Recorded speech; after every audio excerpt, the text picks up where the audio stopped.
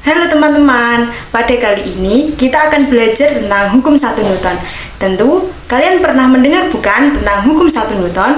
Apa sih hukum 1 Newton itu? Dan bagaimana hukum 1 Newton itu?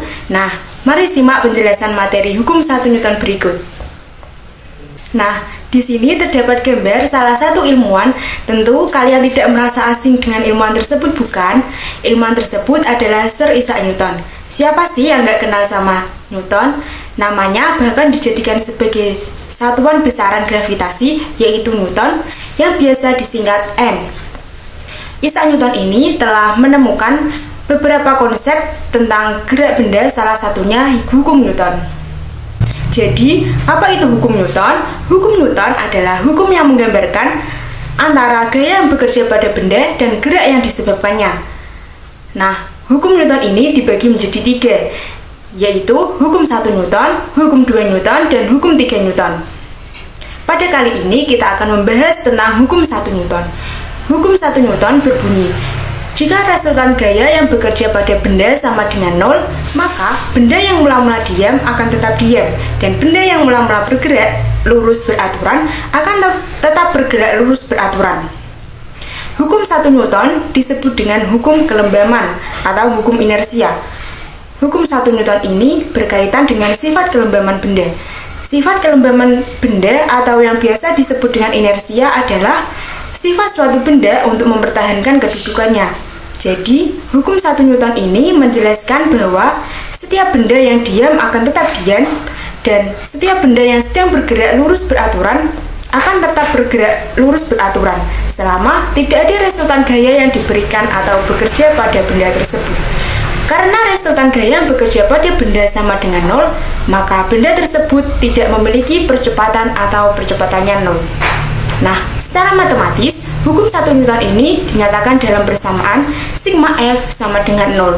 Nah, untuk contoh penerapan hukum 1 Newton dalam kehidupan sehari-hari yaitu, yang pertama, ketika sedang naik mobil atau kendaraan lainnya, jika mobil semula diam kemudian secara tiba-tiba bergerak, maka tentu kalian akan terdorong ke belakang.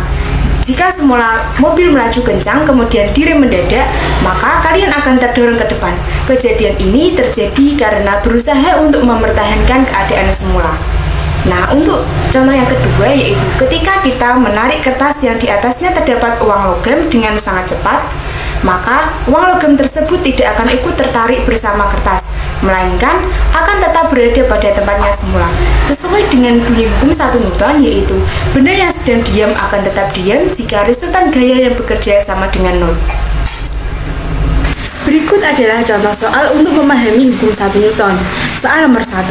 Soalnya, sebuah benda ditarik oleh 3 tali yang satu diantaranya berlawanan arah. Jika benda tersebut tetap diam di tempat meskipun ditarik oleh 3 gaya, berapa nilai F3 jika F1 sama dengan 5 Newton dan F2 sama dengan 10 Newton? Nah, bagaimana kira-kira ya penyelesaian dari soal tersebut? Coba kalian akan saya beri waktu sebentar untuk menyelesaikan soal tersebut.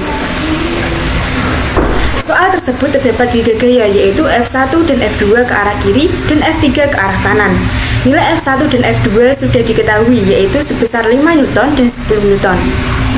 Maka dari persamaan sigma F sama dengan 0 adalah sigma F yaitu bernilai F1 ditambah F2 dikurangi F3 sama dengan 0. Karena kita akan mencari nilai F3, maka F3 sama dengan F1 ditambah F2.